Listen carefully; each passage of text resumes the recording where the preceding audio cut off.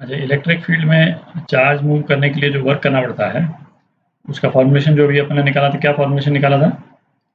Work done ये था minus Q naught integral E D x. ठीक है।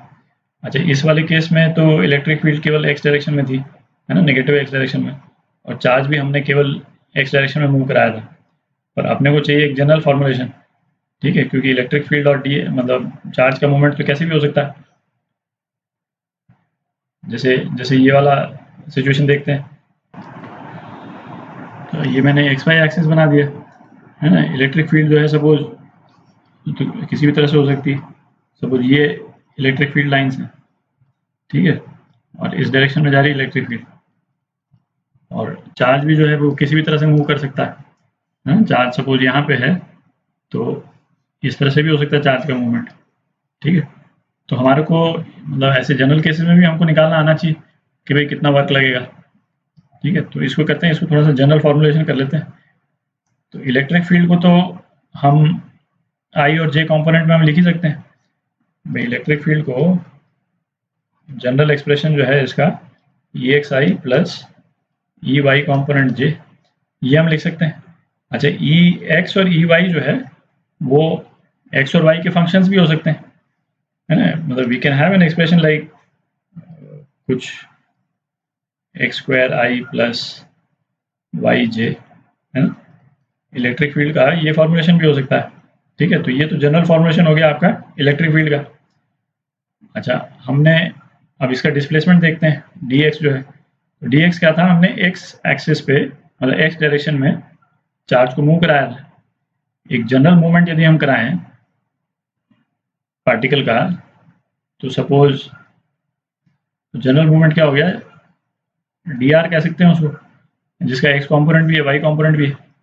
अच्छा, डी आर को हम, डी आर का एक्स कंपोनेंट क्या है, डी एक्स, और डी आर का वाई कंपोनेंट क्या है, डी वाई। तो डी आर को हम लिख सकते हैं general D X I plus D Y J, ठीक है। तो अब इस वाले फॉर्मुलेशन को हम ये लिख सकते हैं in general form minus Q naught integral E X I plus E Y J dot product D X I plus D Y J, ठीक है। तो ये हमारा एक जनरल एक्सप्रेशन आ गया,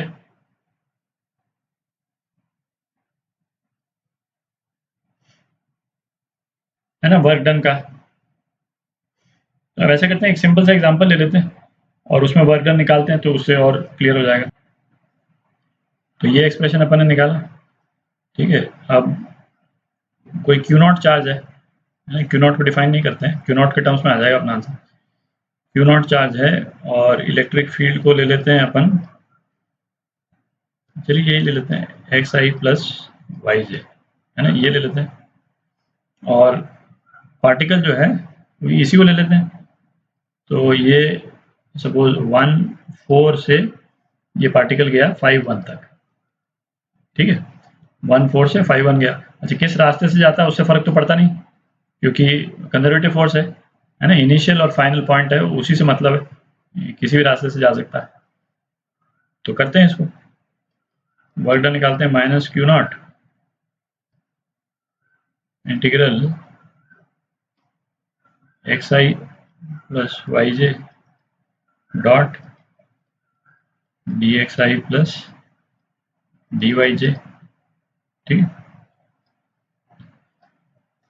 is equal to minus Q naught integral X D X, केवल I dot I वाले terms ले रहे हैं, ठीक है, और वाई डी वाई, ठीक है।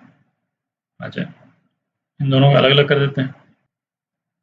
जो एक्स डी एक्स वाली टर्म है उसमें एक्स कहाँ से कहाँ जा रहा है, 1 से 5, ठीक है, और डी वाई जो है वो कहाँ से कहाँ जा रहा है, 4 से 1 आ रहा है, ठीक है। तो कितना हो गया, minus Q not x square by 2 1 से 5 और प्लस वाई स्क्वायर बाई 2 4 से 1, ठीक है, तो ये कितना हो गया, तो ये कितना आ गया -9/2 Q0। ठीक है, वर्क आ गया आपका -9/2 Q0। माइनस वर्क का क्या मतलब निकला, ये थोड़ी जगह बना लेते हैं, है ना, देखते हैं।